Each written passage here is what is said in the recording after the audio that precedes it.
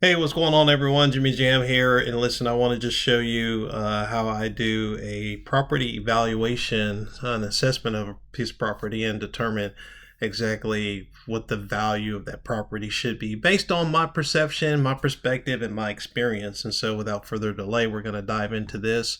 I had a real estate agent come to me and ask me about this piece of property here.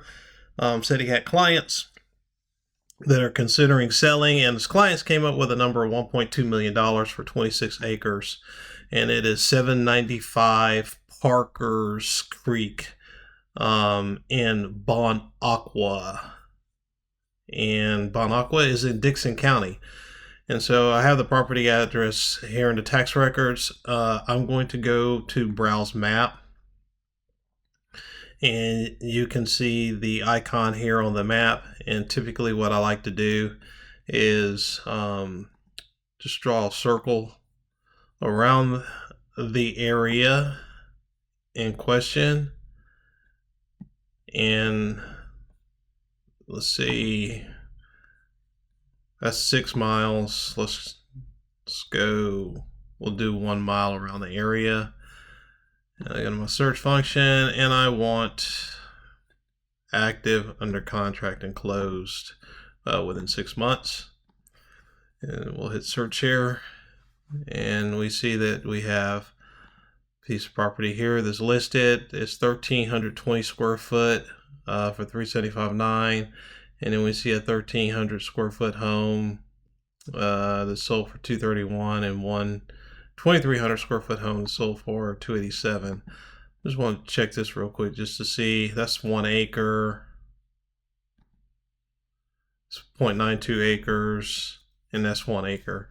So back to the results. So we see that in the last 6 months, in just general area, your pricing on homes on a 1 acre lot is somewhere between $320,000 and $375,000. So with that being said, I want to access the tax record for this home. So I'm going to go to tax data, and there's 795 Parker's Creek. I go to large, and we see that this is right here by Interstate 840, and it's about 26.787 acres. We actually blow that up a little bit. We see that there isn't a whole lot of road frontage. So you have 63 foot plus 287 foot of road frontage. We'll switch to the aerial view just to get a glimpse of the aerial makeup of the property. And we see to the right of the property, or the east of the what looks to be a barn there, you have wooded areas, but everything else south of that barn looks like it's been cleared. So I need to identify, okay, I don't have a whole lot of road frontage here, but what type of soil is on this property? And so I need to go to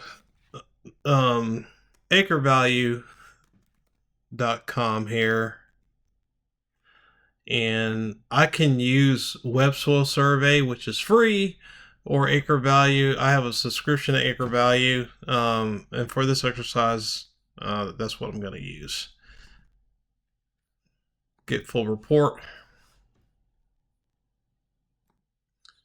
All right, now that I have the report, I want to look at the soil survey, and I see that this property has Singtown soil, and basically 26 acres of Singtown soil.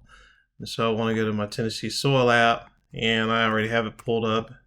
You type in Singtown, and you see that Singtown is a 60-minute soil. Now, if you've taken my classes before, you know that anything between 30-minute and 75-minute soil is typically good for a conventional septic system. Your soils are broken down into 10-minute, 15-minute, 30-minute, 45, 60, 75-minute, and greater than 75. So if you have soil that's less than 30-minute absorption rate, that means it absorbs too fast and it doesn't work for a conventional septic system. And if you have soil that's greater than 75 minutes, that means that it doesn't absorb it all. It's more clay, and so it does not work for a conventional septic system. So on this particular piece of property here, we have some really great, fantastic soil. However, you don't have a whole lot of road frontage, and you currently have a house on here that is 1056 square foot. It also has a barn on there, and so they're thinking that the owners of this property are thinking that the property is worth $1.2 million. When I go to RealTracs and I do a general area of what's been selling around there, you see 300, let's just say mid $300,000. So with that being said, I do a little report for this property, and so I import my data from Acre Value, and so here at the bottom, Singtown is generally a good soil for conventional septic systems. This property has 26 acres of Singtown soil, which is positive. One thing I did not do, I want to show this to you. If you go back to Acre Value, they provide these wonderful elevation heat maps, and you can see here in the orange that the elevation of this property in the orange ranges from 757 to 767. When you get into the yellow, you're at 747 to 757. So you're looking at about a 10-foot drop, elevation drop from this main area here. And then as you go further to the east, the drop gets even steeper. And if you see this dark green area here, you can see that dark green is 705 to 715. So from the orange to the green here, you're looking at a 50-foot drop in elevation. And then as you go south on the property, you ascend. And so you can see here in the dark red, you're 788. And so you're 757, 788. So you ascend about 30 foot in your elevation as you go south on the property. So this property is not flat. If you're going to do any type of development within the property, you're probably going to work within this orange area and this area that's between the orange and red. So what I've done here is just so people can see this, so that I sent this to the real estate agent who's trying to evaluate this property. I show the elevation of 757 foot in the red, and then I show a -10, a -31, and a -52, so that you can see the delta in the elevation as you go further east on the property. And then I also provide numbers going south of the property. This property in particularly is not really good for, in my opinion, for development. It would cost a lot of money to develop this property. However, what you could possibly do is, if Dixon County would allow you to do a 50-foot road easement off of Parkers Creek Road, and then you could subdivide this land into smaller 3 to 5 acre tracts, that would give you about 4 lots, and 5 including the house and the barn. So let's just assume $100,000 a lot, plus the sale of the existing house with the barn at $400,000. This would give you a potential evaluation. That says $8 million. That's completely wrong, but that is $800,000. $8 million. I don't know what you're talking about, Jimmy. But that would give you an evaluation of about $800,000. Now, considering that homes are selling between $320,000, $350,000, and $375,000, or $320,000, $375,000, you really don't want your lot cost to be any more than $80,000. Really, you don't want your lot cost to be more than $75,000. But you are selling acreage tracts here, and you saw that the houses that did sell are on RealTracs. Let's go back here. You saw that these were all 1 acre lots. And so an appraiser is not going to give you a 1-for-1 evaluation when they're looking at land, but I would say your difference between a 1 acre tract and a 5 acre tract might be about $30,000 to $40,000, where you would typically get maybe a bump in your evaluation from an appraiser. And that's may vary from appraiser to appraiser and how they come up with those evaluations. But typically what I see from a 1 acre tract to a 5 acre tract, you might get an evaluation or a credit of somewhere between $30,000 to $40,000. And so if I'm going to build a new construction house on this lot at $100,000 lot cost, I'm probably going to end up with a sales price in the mid 450s. And so I have to say to myself, can I build a $450,000 home in this area at a minimum of 1,800, 1,900, maybe 2,000 square foot and it be able to sell? Well, that's a risk that you have to be willing to take. And so I'm going to say that the sellers who own this property or the owners of this property, the potential value of this property is probably going to be somewhere between $700,000 and $800,000.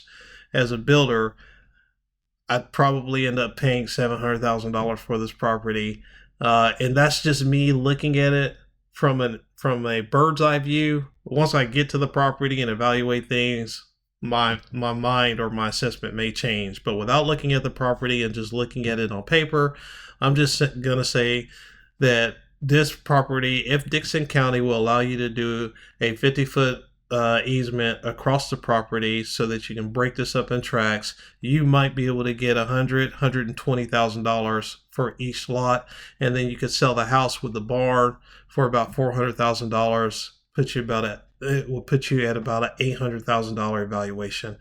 I hope this helps.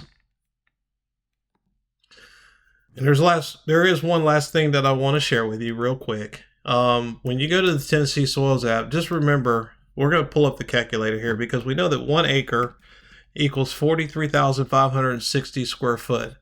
And we know that this property has 26 acres of Singtown soil. And so if I take 43,560, which is 1 acre, times 26